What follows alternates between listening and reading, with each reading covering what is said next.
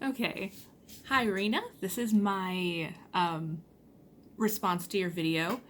Uh, you have opened a small can of worms because, believe it or not, I am going to be 30 in May, so I've played a lot of various things, and it's really hard to pinpoint a certain favorite game, like of all time or anything, because there's so many different variants. And just how video game technology has changed over the years and the different genres. One that's very near and dear to my heart, especially in the GameCube era, is Tales of Symphonia. It is a game that technically is part of the Tales series, but it has a good storyline. It brings in a lot of things like racism, classes. It's, how do I say this without spoilers? It's very cartoony looking and has a mix of hack and slash initiated combat. You wander the free world, and if you run into an enemy, battle starts, but it's not turn-based. You can hack and slash like Kingdom Hearts. The story is very involved. There are multiple endings and replayabilities. You can favor certain party members to be your love interest of sorts. There's many little side skits, many little things you can initiate to learn about other characters. You, at least for me, you fall in love with the people and you want to know more about them, and you can choose to favor certain ones. So that's definitely one I like. One that I've probably spent the most time on as a youngling was a Super Smash Brothers Melee. Just kind of a fun fighting classic. I favored Sheik, as in I would choose Zelda, change in Sheik, and perform as that.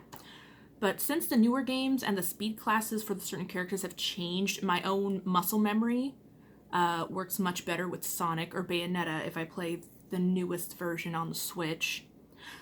Assassin's Creed was my first Xbox 360 game, which was also my first non-Nintendo game. So that one also kind of has a special place in my heart because just the new things you can do. God, I really love the GameCube.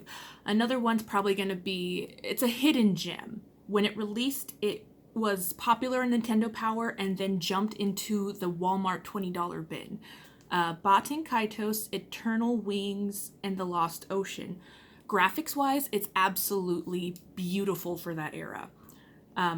It's very interesting. It's my Final Fantasy equivalent. I never owned a PlayStation system until senior year. I had a PSP. Ex-boyfriend ended up stealing it. Other drama. But it's interesting. It's a turn-based combat, kind of like Final Fantasy, but it has an intriguing card battle system. It's not like your typical Pokemon or Yu-Gi-Oh thing. It's based on the elements and the numbers. It's more played like poker.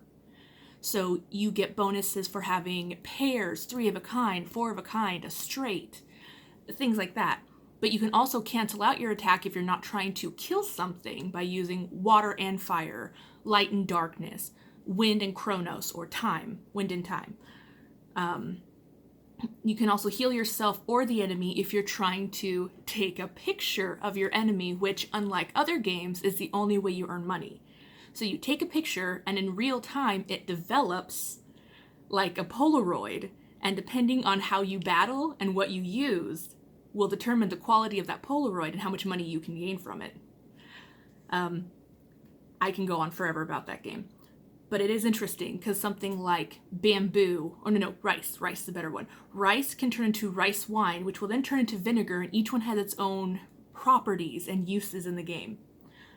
Currently, though, I'm replaying Borderlands 1 on the PC. I had the original on the 360. I'm watching my time and noticing how long this is. But I'm also replaying Borderlands 3. I love the comic book cel-shaded style of the games. They're also just very funny. They're shooter games, they're, bloody explosions, but there's a plot and there's a lot of slapstick comedy, along with just random jokes, innuendos. It's just very shoot 'em up fun. But yes, that's my 5-minute speech on my favorite games.